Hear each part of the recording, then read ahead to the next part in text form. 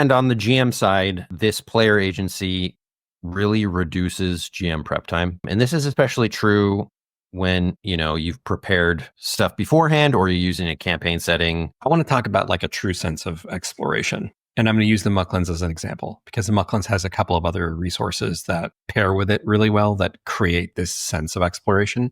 Land of Eem travel is really important. And whether you're playing a big campaign that's got like a lot of story or you are just pursuing what's in front of you, travel is a way to actually create the sense of the journey, not just going from point A to fast forward at this location. In a great sandbox, lots of things can happen along the way. And one example that is kind of inspiring to me is like Tolkien creates Middle Earth. He writes The Lord of the Rings. And then there's this section in Lord of the Rings where suddenly Frodo and the hobbits are encountering Tom Bombadil. And that's often criticized as being just, why is this here? How does this support the narrative? Well, Tolkien didn't care about any of that. He wanted to create an enigma in Tom Bombadil.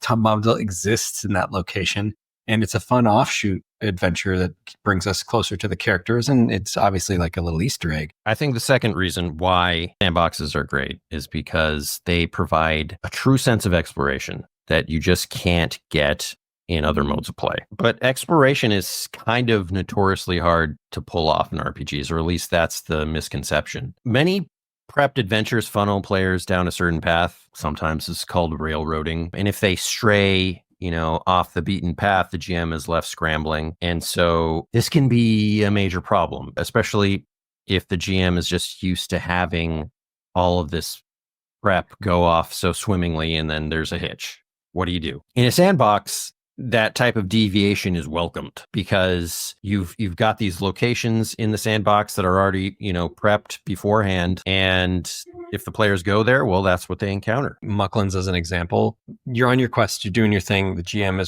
is taking you through these adventures and you're exploring what's around you. You're meeting characters that have their own agency. They've got their own personal quests. They've got their own things going on in these different locations. You're hearing rumors. I always hear that D&D has no support for its exploration pillar, that part of the game. And I feel like that's because if players just stray from the adventure that the GM prepped, then everything's out the window. So players feel this obligation to just follow every breadcrumb that the GM lays out without kind of, maybe following what their character would do or that type of thing.